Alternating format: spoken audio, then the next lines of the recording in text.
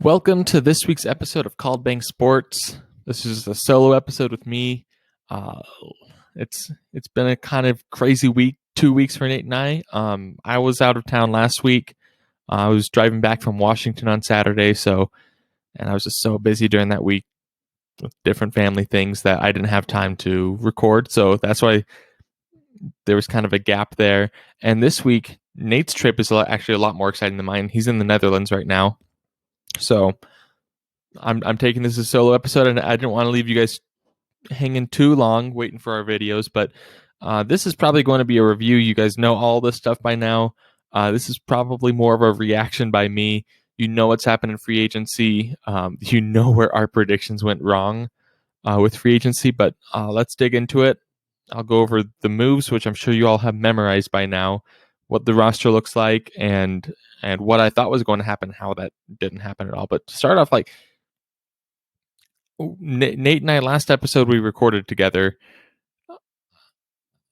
my thoughts were we're going to lose, like it sucks, but we're going to lose a Joe Ingles, or we're going to lose potentially a Bojan in a bigger trade, because the Jazz really didn't have much room to sign people, and because of the, like, obviously there's exceptions, but luxury tax is brutal, and the Jazz are in the luxury tax pretty deep.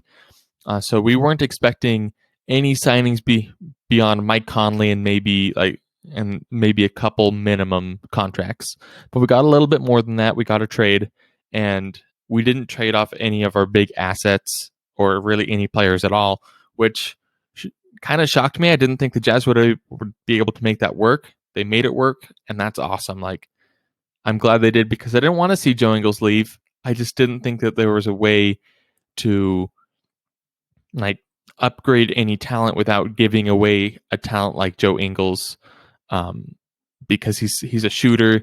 A lot of teams want him, so we might have been able to get someone that we were looking for if we added Joe Ingles with a few other picks. That was my thought process. That didn't happen. It might still happen. I don't think so. I think we're in the clear now, though. So let's go over the moves. Obviously, the Jazz brought back Mike Conley.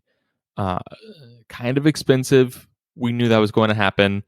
I'd rather have him back for expensive than not have him at all, because then the Jazz would, without Mike Conley, the Jazz aren't a real contender. And they couldn't have signed anyone as good as Conley because they just didn't have room with the cap, and no exception was large enough to get a good enough point guard like that, like Conley. So I'm glad we have Conley back. It's going to be huge. It means we're still making a run at the finals. Obviously, the West is tough. Let's keep going, though. But what shocked me is that the Jazz signed 2 additional players and made a trade for Eric Paschal. Eric Paschal trade that made headlines because Donovan Mitchell, he's friends with him. Donovan Mitchell liked that trade.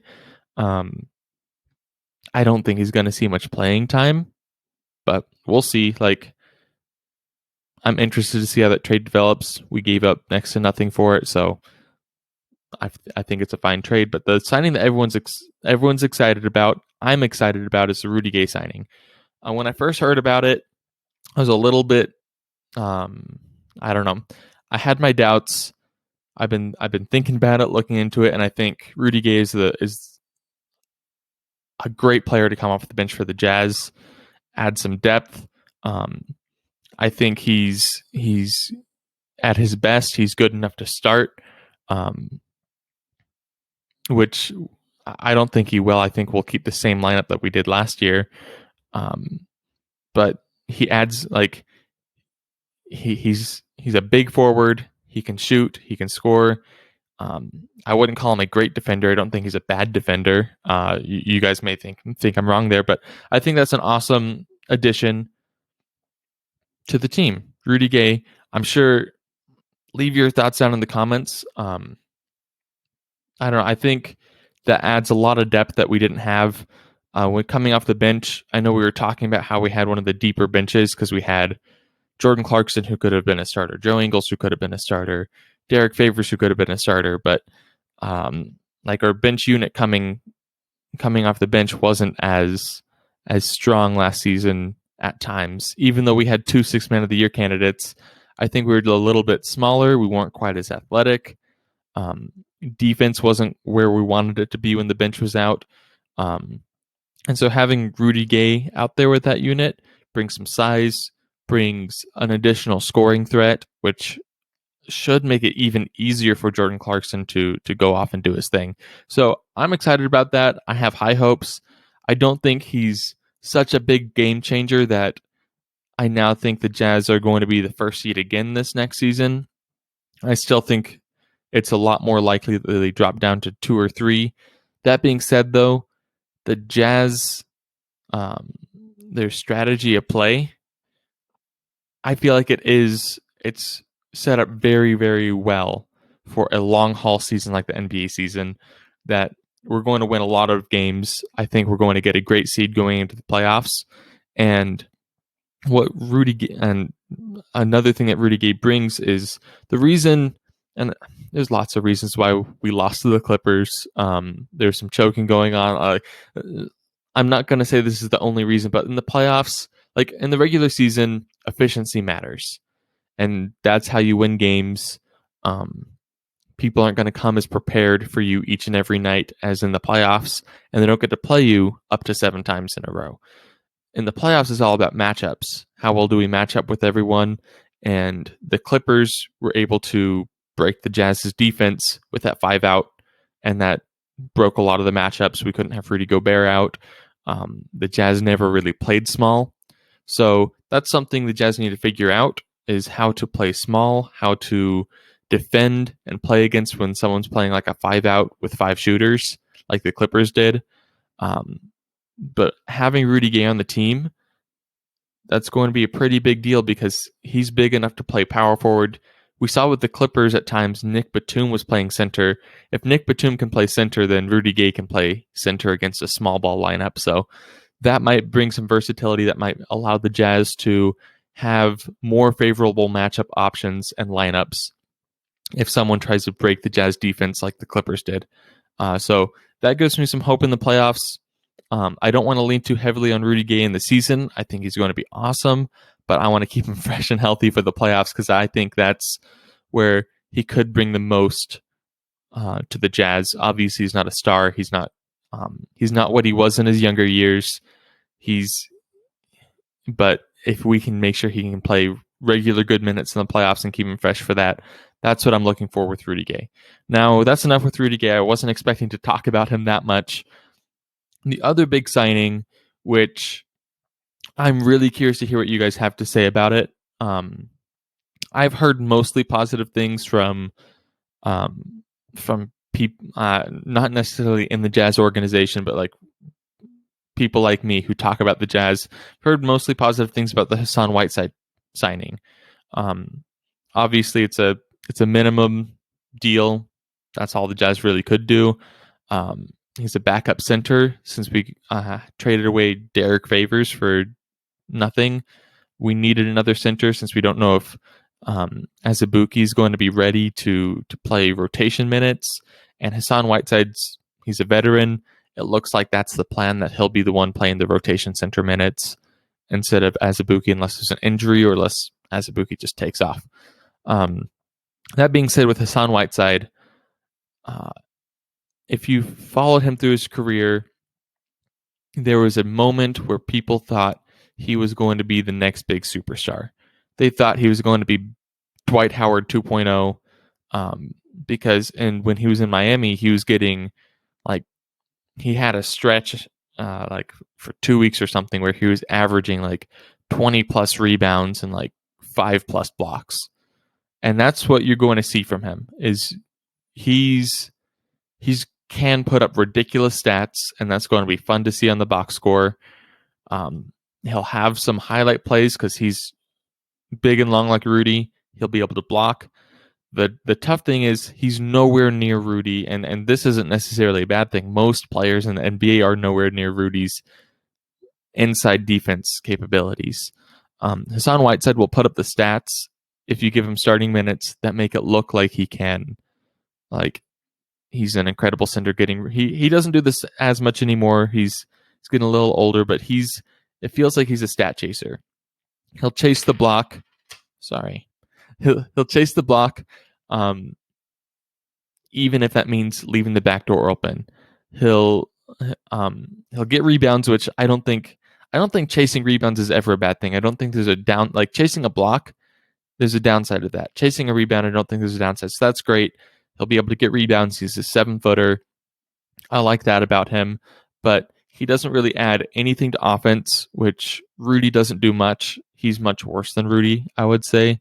And to defense, he's off and on. Some places he's going to be awful. Some places he's going to make a huge highlight play. So I think he might fill a hole fine. I don't love the signing. I'm not a huge Hassan Whiteside fan. My one silver lining for this is, Quinn Snyder, every team he has, they're very well coached defensively. This last year, we had a great defensive team. I think, obviously, Quinn, he implemented a new system. He probably didn't focus as much on coaching team defense as he has in the years past, and that's where I think our perimeter defense maybe was lacking a little bit. But in the past, like, movement on defense as a team was incredible. I'm sure he'll put a little bit more focus on that this year. Now that we have mostly the same team returning, we don't have to teach a new system. We can iron out some of those defensive issues. So Quinn Snyder working with Hassan Whiteside and Rudy Gobert.